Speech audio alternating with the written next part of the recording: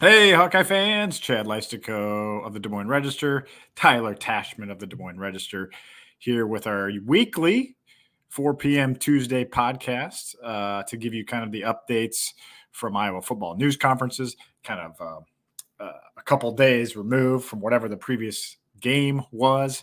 And that's where we are today. The Hawkeyes stand 2-1 after Saturday's 38-21 win against Troy. Now they head into Big Ten conference play, Tyler. And for those unfamiliar with our format here, we like to do kind of three topics on Tuesdays. So we kind of had fun hashing them out, Tyler, and we decided we would lead today with Cade McNamara. We're going to get to like big plays on defense on our Wednesday radio show because that's another whole conversation. But before we get to Cade, I would say it was kind of funny to see Kirk Ferentz get grilled today about the defense. Yeah, it was like Bizarro World a little bit because over the last few seasons, so typically it's being kind of negative tone questions about the offense and positive about the defense, and maybe today was because the standards are so high for defense and kind of so low for offense, so maybe that plays a role in it. But it was interesting because it just felt like opposite day kind of. Yeah. Anyway, we're going to get to more of that in our Wednesday radio show because there was a lot of interesting stuff to unpack. And I think the big takeaway, and we'll get more in detail, more in the weeds on this on Wednesday, but just, you can't pin blame on one guy typically if it's a big play. And it was a pretty amusing answer from Kirk today on the punt return in particular. He was like, the guys could have had, the punt returner could have had a cup of coffee along the sideline and still scored because of the junior high coverage that we had on that punt team. So they're definitely taking that part as a team thing. But let's talk about the quarterback play because I feel like after the game, we did our post-game pod. And those of you that don't know, we do a post-game pod after every game. And that's when emotions are at their peak. It feels like the 3-word headlines kind of capture some of that. And I mean, the two biggest sentiments from Saturday were like fire Kirk Ferentz and it's Brendan Sullivan time. And it just, I mean, I don't want to say that talk is ridiculous, but it is kind of ridiculous. But it's just like 72 hours later, or whatever it's been, it just seems kind of crazy that was the talk. I mean, Cade McNamara is coming off an 82.3% passing day, or maybe it was even higher. It was like 83%. And like he was talking today and feeling really good. So it feels like everyone's kind of calmed down about some of those hot takes after the game and realized, hey, we were a 22-point favorite and we won by 17. And, hopefully my column after the game provided a little perspective. Like, Iowa always has games like this in September, like 2021. Everyone's like, what about 2021? We were 6-0. Like, yeah, but do you remember the Colorado State game? Like, you were down 14-7 at halftime, and that was against John Budmeier's offensive coordinator, by the way. And they grinded out a 24-14 win that day. It was ugly. It didn't look good. Remember Western Michigan last year, Tyler? We covered that game. They threw 2 long passes and were leading Iowa early in that game, and Iowa, wound up winning that game, going away just like this one. So I don't know. It's just sort of that part's interesting to me, but I found it notable that Cade was talking today like, I'm back again. I'm feeling great, the best I ever have. What did you take away from Cade? Yeah, I mean, just how efficient he was. And I think part of the reason that maybe people had, I want to say issue with his performance, but it wasn't a flashy performance by any means. There was very few. I think he had a longer pass to Caden Legion, but there wasn't a ton of downfield action. But honestly, Iowa didn't really need him to with the way that Caleb Johnson was running the ball. I think that's where a lot of the attention is attracted right now, just kind of that the way Caleb Johnson is playing is drawing a lot of eyes. But it was a good game for Cade McNamara. And the way I look at it now is he is 2 for 2 in playing well against kind of these lower tier teams. When you look at what he did against Illinois State and now against Troy, he's 2 for 2 in those games. Now, Iowa State is a totally different story. 13 of 29. That's the one game of these first 3 that you would have really wanted him to show up for, and he didn't. So now leading into the Minnesota game, it's like, is he going to can he look closer like the Illinois State and Troy version of himself against Minnesota rather than what he was against Iowa State? Because going 0-2, or playing poorly in 2 of 2 games against Power 5 opponents for Cade McNamara, that's not what you want to see, because that's all that Iowa has left in front of them the rest of the season. It's all going to be Big Ten opponents, at least in the regular season. So you want to see him take that next step and be able to perform against more of a power conference team. And I look at this as another chance for him to kind of prove himself and show that he is the quarterback that Iowa needs him to be. And I'll also add that I think the most important stat line for Cade against Troy was the 0 interceptions. He didn't turn the ball over at all. That is what hurt Iowa a lot in that Iowa State game when he threw that pick early in the second half. That kind of turned the tide of things, and that's what was such a big issue last season. So I think you feel encouraged about what he did against Troy, but also the fact that he needs to prove it even more against better competition. Yeah, and as you put it in our chat, this is actually, so to boil down our first topic out of 3 guys, you kind of posed this question: what's at stake for Cade McNamara this week? And I think you articulated it pretty well there, so I'll kind of build off that here to answer that question myself. But yeah, I think it's to prove that he can go on the Big Ten road and do this in a Hawkeye uniform. We have one memory of Cade McNamara on the road in a Hawkeye uniform in the Big Ten, and that was at Penn State last year. And that was about as ugly of a Hawkeye game as I can remember. I mean, there's been plenty of ugly ones over the years, but I think, 13 minutes time of possession. It was a brutal game. I mean, Luke Lachey had just gotten hurt a week earlier. You had the punt go off the back of the Hawkeye and recovered by Penn State, and the game just kind of unraveled from there. 31-0 loss. Cade was not good, was not mobile. Offense couldn't do anything. A lot of 3-and-outs. Just ugly. So that's what I think's at stake this week. If he goes out and wins this game for Iowa, makes enough plays, he doesn't have to go out and put the team on his shoulders. Obviously, we've seen that the person to put this team on his shoulders is Caleb Johnson. But he just has to do what he did the other day. That's all he has to do. And I feel like the one mistake he made against Iowa State, that's what cost Iowa the game. If he doesn't force that throw up 13-0 early in the second half, Iowa doesn't lose that game.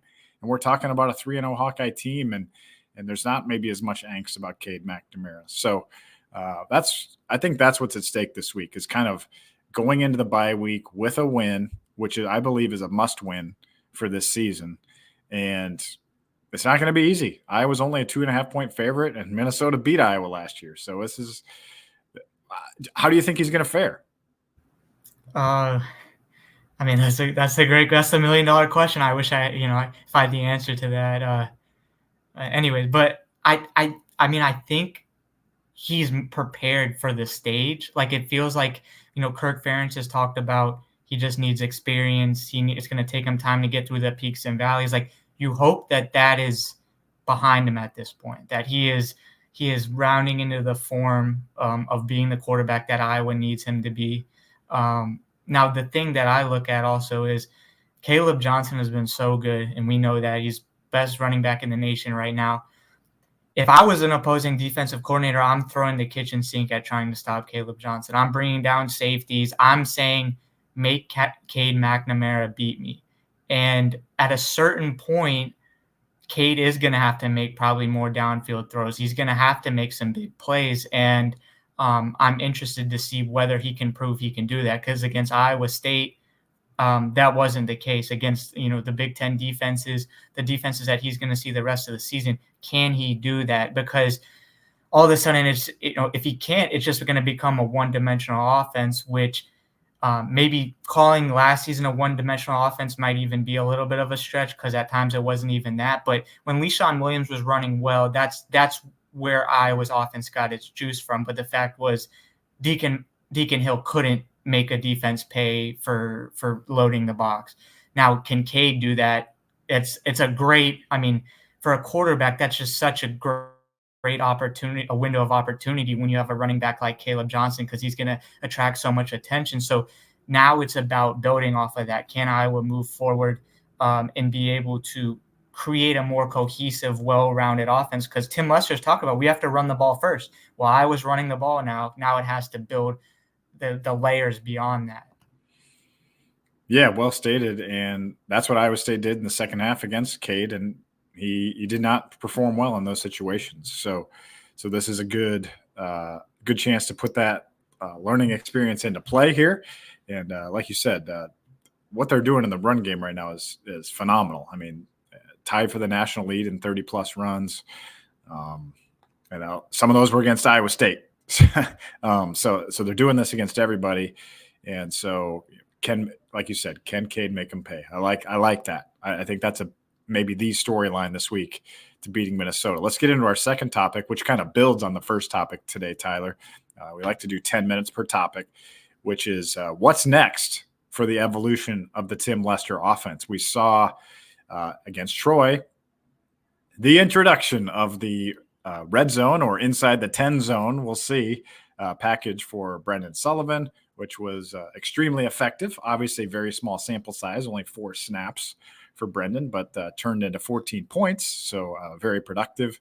What is next? And on my list to start would be the downfield shots. That's what this offense is missing. And I asked Cade about that today, and he basically said, that because the run game has been so effective that they haven't really needed to go to those yet, rather than that's not something they can't do or whatever. He took 2 shots of over 20 against Iowa State, and one of them was a Hail Mary, and he was 0 for 2 with an interception.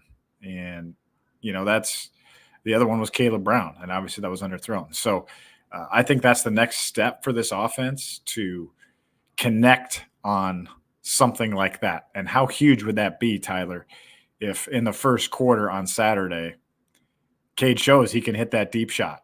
Because it feels like they did try that with Deacon a few times last year, and that the ball would be overthrown by 25 or 30 yards. Yeah, I mean, and this is the thing about so much emphasis on Caleb, is that you might be getting one-on-one coverage. So you might have the ability for maybe a guy like Reese Vandersee to climb the ladder and try to make a play. I think, like you said, the obvious next step is being able to make some of those shots. But I'm just not sure how realistic that is right now, because we just haven't seen it. It's just not something that Iowa has really been able to do successfully.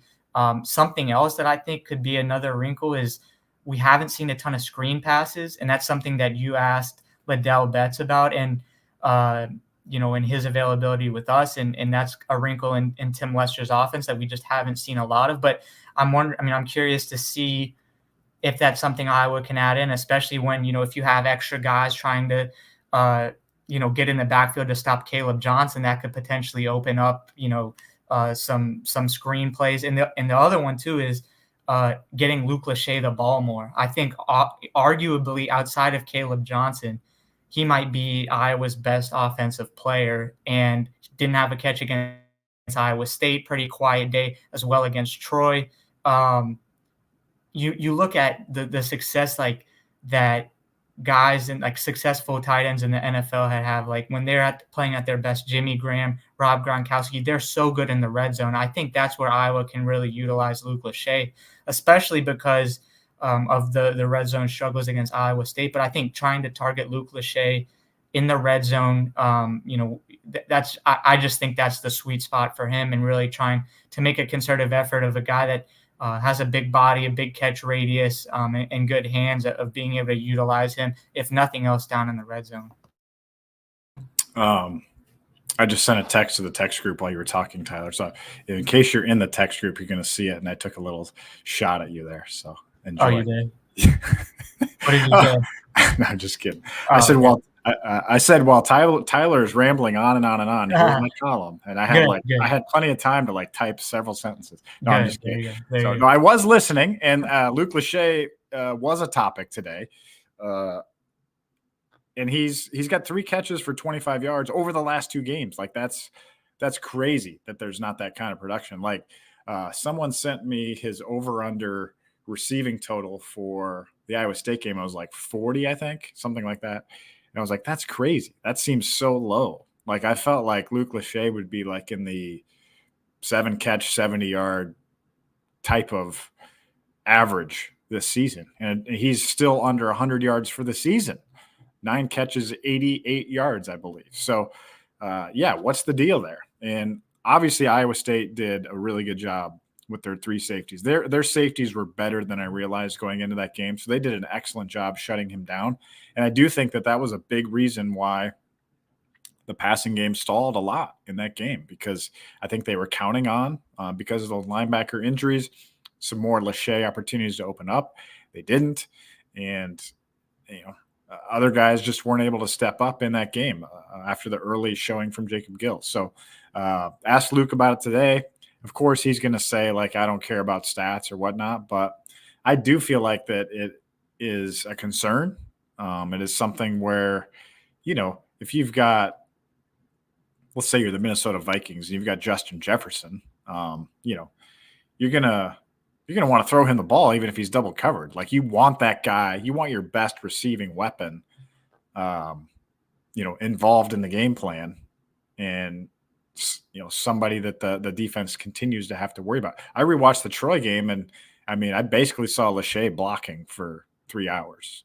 He just wasn't a factor. I think 2 of his catches were like in the hurry up offense, right? Like where it was just like they're giving him the check downs. Here's a couple dump offs. So he's just not been a factor, and that's huge to get going. Also, Reese Vanderzee. I wrote about that in my thoughts column that I just tweeted out with my veiled shot at Tyler. And Vanderzee, 1 catch in 106 snaps over the last 2 games for 10 yards. I'm glad you got that feature written on him after week 1, Tyler. Was it the Tyler Tachman jinx? Man. No, Reese Vanderzee, he's out there.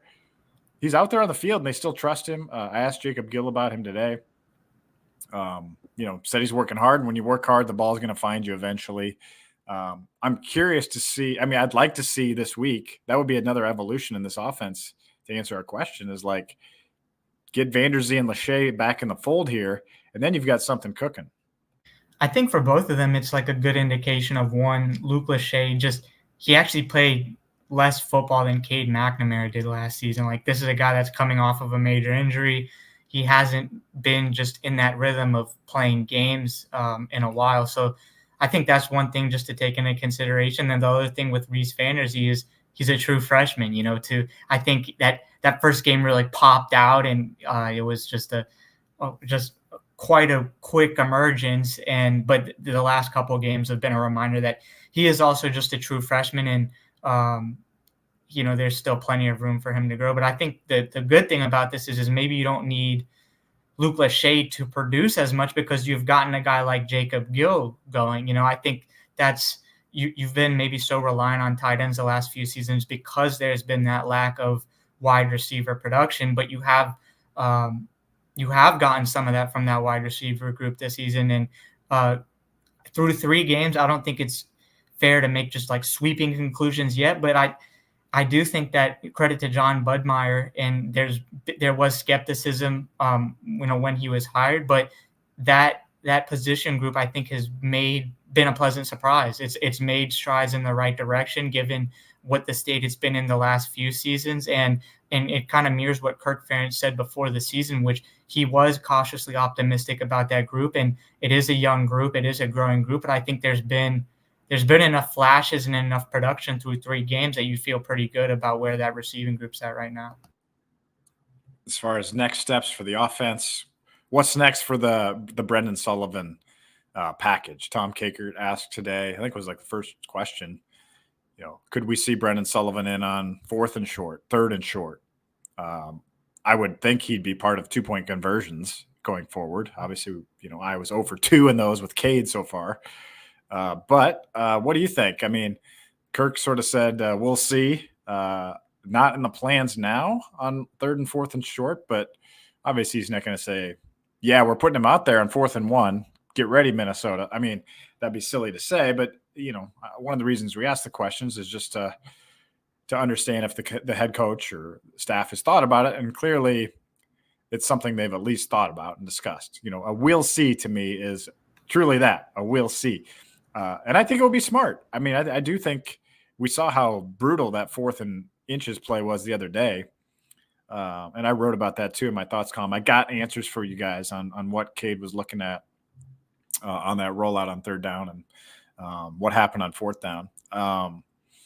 It's, I think it's worth consideration because it's just something else to account for. Now, once it blows up, I fear that Kirk Ferentz will pull it off the table. If it doesn't work one time, it's all right, that's it. We're not using this package ever again. But for now, it's got a little bit of a good thing going, and might as well roll with it. I think you keep rolling with it. You keep using it as it works because it was very effective against Troy. And it might not even be really utilizing Brendan Sullivan's legs, but just the threat of it, just the fact that the defense has to account for another variable, even if he isn't running it. And maybe this is getting a little bit too aggressive for what Iowa wants, but I feel like where you can really use Brendan Sullivan's skill set is in an RPO type situation. We know that Tim Lester has used that at Western Michigan. And then you talk about how good Caleb Johnson has been. Brendan Sullivan can run the ball, maybe run a read option or a type RPO where you're reading the defense and making decisions based on what the defense is doing. So I think maybe that's something they could potentially add in to the red zone stuff. Again, it might be too risky for what Iowa wants to do, but at the same time, I think you can trust Brendan Sullivan as a guy that has played a lot of Big Ten football, that started Big Ten games, hasn't done it a lot yet at Iowa, but I think you just continue to roll with that package in the red zone because it worked against Troy. Yeah, I definitely think they'll continue in the red zone. I just wonder if they'll expand it. And I wonder where the line is. Is it the 10-yard line, the 12-yard line, the 7-yard line? We'll see. I'm just curious to see that as it goes. And also, one last thing on the evolution. Cade McNamara played 1 snap the other day, caught a 33-yard pass. So, that's a guy whose name we heard a lot in fall camp. Can they get him maybe unlocked a little more? I think the reason he hasn't played as much is because Lester likes to go with 12 personnel, which, of course, is 2 tight ends. And then he's liking the receivers with Reese Van Der Zee at the X and Jacob Gill at the Z. And, that doesn't leave for a slot receiver. So that's why, Cade McNamara and Caleb Brown, who are slot receivers, really haven't played that much. Yeah. So anyway, that would be a next step, but it's hard to go away from the 2 tight ends as well. And going back to what I was saying about the wide or the receiver position, Jarrett Bowie made a huge catch for his first career catch against Troy, and Terrell Washington Jr. got a lot of time as well out there. So it was those are 2 other, younger guys that have been kind of contributing. Yeah, I have to think they're setting up some jet sweeps at some point this year. That's another thing we haven't seen a lot of yet, and that's part of the offense. I mean, it has to be. They're running so much motion. They're going to have to go to that. I mean, it's inevitable that they're going to do that. Which game are they going to break it out in? We'll see. Topic 3, we want to get into personnel stuff. Really been a very clean injury report for much of this season. And, compared to last year, which seemed to have a catastrophic blow every single week. I mean, Caleb Johnson got hurt week 2 last year. Probably didn't talk about that injury enough last season, honestly, because he was such a minor factor in the season. Leishon Williams became the leading rusher and played pretty well, honestly. But now Leishon Williams is your biggest injury so far of the season. He will not play this week against Minnesota. As good as Caleb Johnson is, that does take a hit at Iowa's depth. And Leishon has been the 3rd down back. He's probably their most reliable blocker in that situation on 3rd downs. So, the running backs room we know is pretty loaded, but it does take a hit. We don't know how long he's going to be out. It didn't sound like forever, not a season-ending thing, but Leishon Williams will not play this week, Tyler. And so maybe it's Jazz Patterson that fills that kind of 3rd down back role or something similar to that. And he had a really good run against Troy.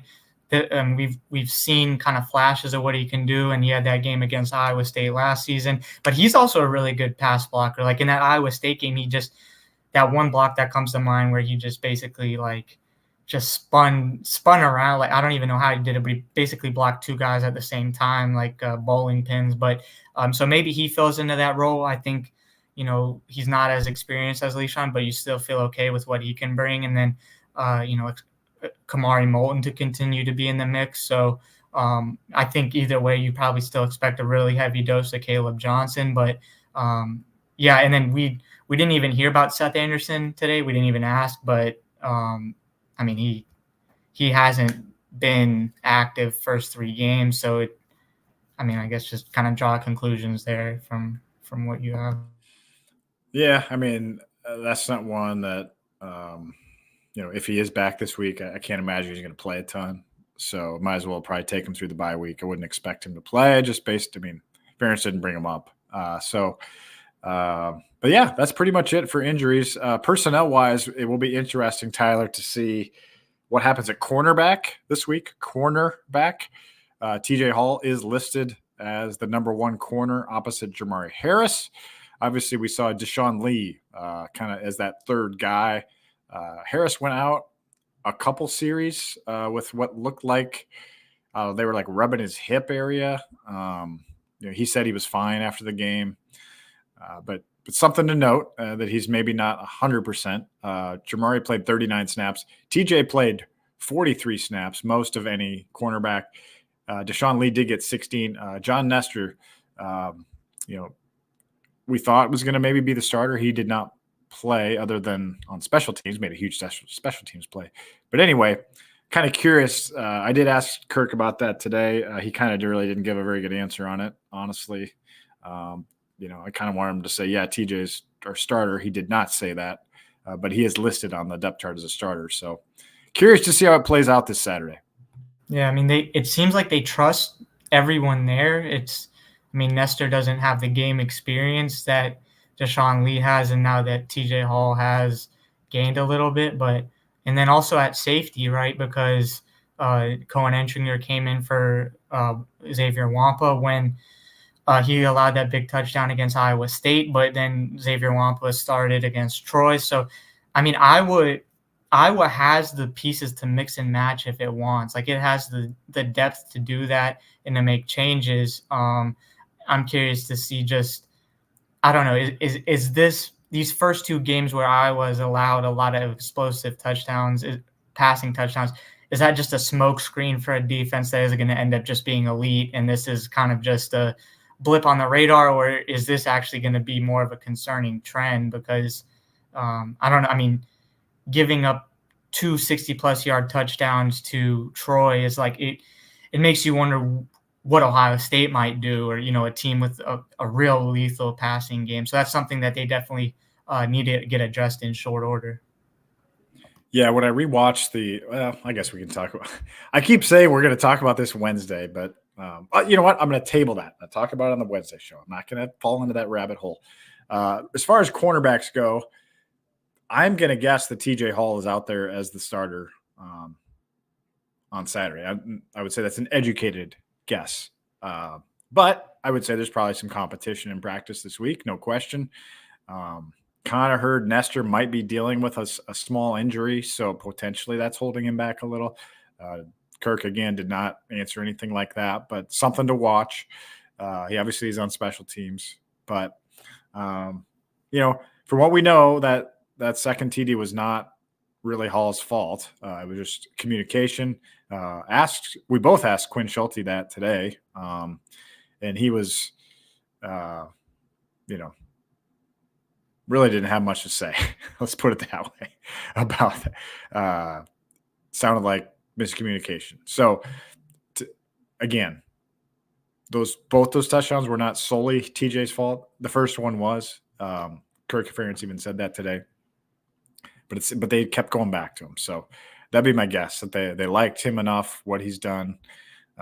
He seems like a good player. I like what Deshaun Lee does too, though, man. Like, I feel like Deshaun Lee has never really disappointed in the action he's had. So, yeah. To me. So yeah.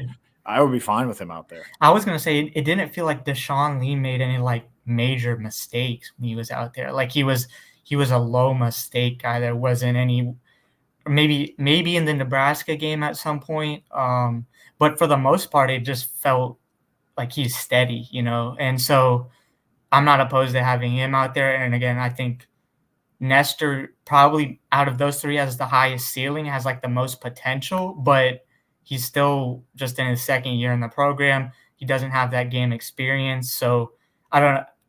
It just seems like if I was going to turn to someone, that Deshaun Lee he's the most experienced and steady option at this point. But again, you don't know what's going on, in practice behind the scenes of, what Phil Parker is thinking. Yeah. And it just shows how important Jamari Harris is right now. He's got to stay healthy. Like I would say, I would honestly say maybe the two most important guys to keep healthy right now are Caleb Johnson and Jamari Harris. I'd probably put Jay Higgins in there too because how good he is, but those two guys, man, you don't want to lose either one of them. Would you agree? Would you put anyone else in that ahead of them? No, I mean, I think that's probably fair. I mean, every other position has somebody you feel great about. I mean, maybe D tackle. I mean, that's true. That's true. I mean, maybe. Yeah, you don't want to lose either of those guys, to be honest. Yeah, because the run game has been so, the run defense has been so good that then it becomes kind of a whole issue if you can't stop the pass or the runs. That's a good point. I was talking off the cuff there. And we just talked to Wyatt today. So Wyatt was great. You got to check out the video. It was the best he's ever been. Yeah. He's a late candidate for the Golden Gavel all of a sudden. Dark horse. Check that video out at hawkcenter.com. Those are your 3 topics for today. Tyler and I will be back with you on our Wednesday radio show. And obviously quick trip up to Minneapolis on Saturday for the game. So thanks for joining us today. We'll talk with you tomorrow and then post-game Saturday on this exact same YouTube channel, Hawk Central YouTube. Talk to you then.